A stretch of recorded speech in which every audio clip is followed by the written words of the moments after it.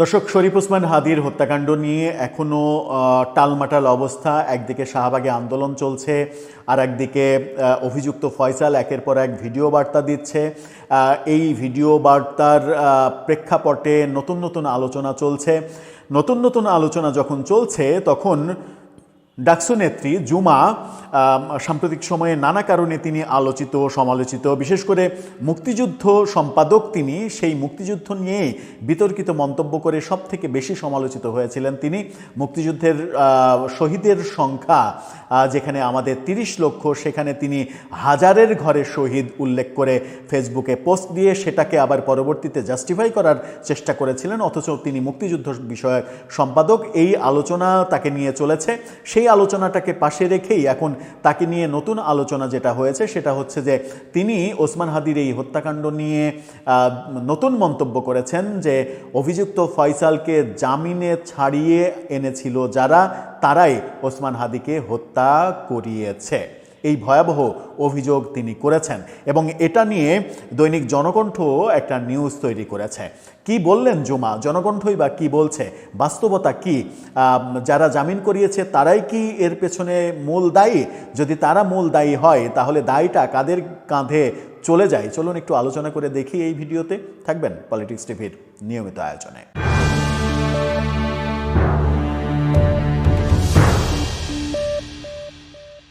দর্শক, বলছিলাম ফয়সালকে যারা জামিনে মুক্ত করেছে তারাই যদি শরীফ ওসমান হাদির হত্যাকাণ্ডের পেছনের মূল কারিগর হয় তাহলে ঘটনা অন্যদিকে কিন্তু প্রবাহিত হবে, যেটা বলছেন, যে দাবি করছেন জুমা, ডাকসুর এই নেত্রী, মুক্তিযুদ্ধ বিষয়ক সম্পাদিকা, তিনি এই মন্তব্য করছেন। জনকণ্ঠ তাকে নিয়ে শিরোনাম করেছে, ফাতেমা তাসনিম জুমা, ফয়সালকে জামিনে বের করা হয়েছিল এই খুনের জন্যই।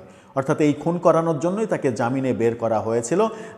যে মোহাম্মদপুরে একটা মানে ডাকাতি ছিনতাইয়ের মামলায় যে জেলে গিয়েছিল, অস্ত্রসহ ধরা পড়েছিল, তারপরে তার জামিন হয় কি করে সেই প্রশ্ন তিনি তুলেছেন। এবং যারা জামিন করিয়েছিল, জামিন করানোর কাজটা করাই হয়েছিল ওসমান হাদিকে মারার জন্য।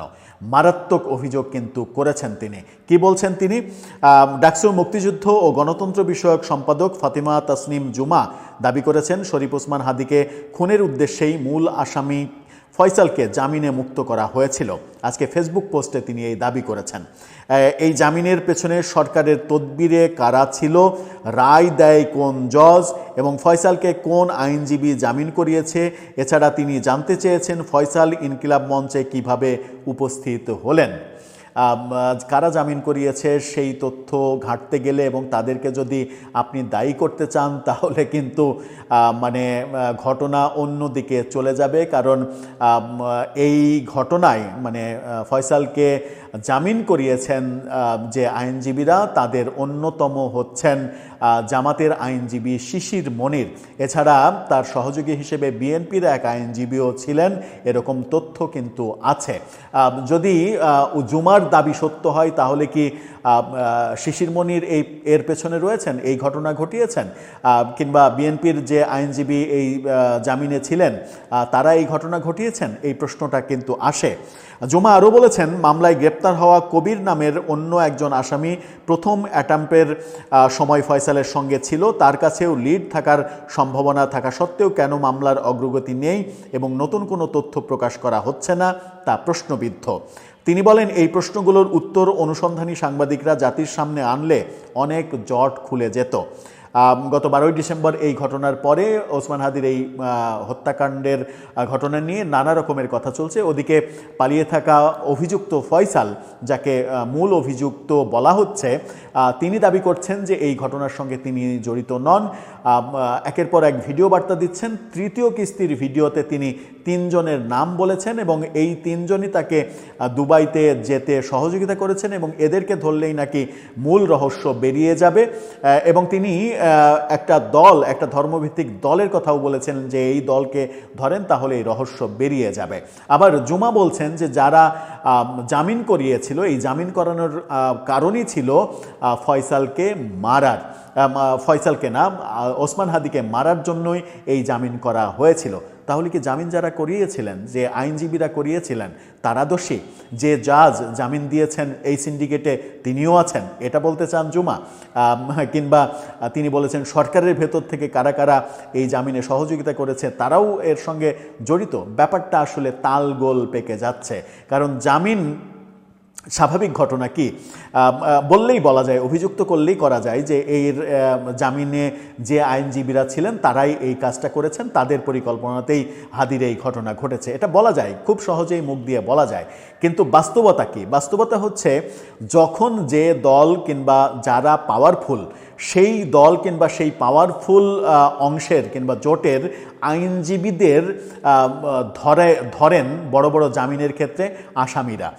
আওয়ামী লীগের আমলে বিএনপির প্রার্থী কিংবা জামাতের লোকজন জামিনের জন্য কিন্তু আওয়ামী লীগের যারা বড় বড় উকিল তাদের শরণাপন্ন হতেন এবং টাকার জন্য, টাকার বিনিময়ে এই কাজগুলো আওয়ামী লীগের উকিলরা করতেন। এখন যখন আওয়ামী লীগের এখন দুর্দশা, এখন যখন টপ ফেভারে আছে জামাত এবং বিএনপি, সেহেতু কোনো আসামির জামিন এবং এই ধরনের বড় কেস হ্যান্ডেলিংয়ের কারণে জামাত বিএনপির আইনজীবীদের কাছেই আসামিরা যাবেন, আসামির আত্মীয় স্বজনরা যাবেন, এটাই স্বাভাবিক। এবং উকিলরা টাকার বিনিময়ে যে কোনো আসামির পক্ষে দাঁড়াবেন, এটাই স্বাভাবিক। আমরা শিশির মনিকের দেখেছিলাম যে বুয়েটের আবরার হত্যার যে আসামি, সেই আসামিদের পক্ষে আদালতে দাঁড়াতে, আসামিদের পক্ষে তিনি আদালতে দাঁড়িয়ে লড়েছিলেন।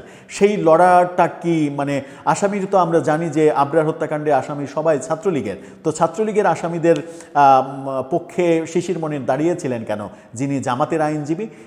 সেটাকে কেন্দ্র করে আবার অনেকে বলার চেষ্টা করেন শিশির মনির যেহেতু দাঁড়িয়েছিলেন সেহেতু এই আসামিরা মূলত ছাত্রলীগের না, এরা মূলত শিবিরের লোক, ছাত্রলীগের মধ্যে পালিয়েছিল, লুকিয়েছিল, তাদেরকে জামিন করানোর জন্য শিশির মনির এই কেস লড়েছেন। এরকম নানা কথা শোনা যায়, কিন্তু এত কথার ঘনঘটার মধ্যে আমরা আদতে থাকতে চাই না। একের পর এক ভিডিও বার্তা ওদিকে অভিযুক্ত দিচ্ছেন, আমরা এদিকে বিভিন্নজন বিভিন্ন ধরনের মন্তব্য করছি, কখনো সরকারকে দায়ী করছি, কখনো আইনজীবীকে, কখনো বিচারককে দায়ী করছি। এই ব্যাপারগুলোর একটা সমাধান বোধহয় হওয়া উচিত।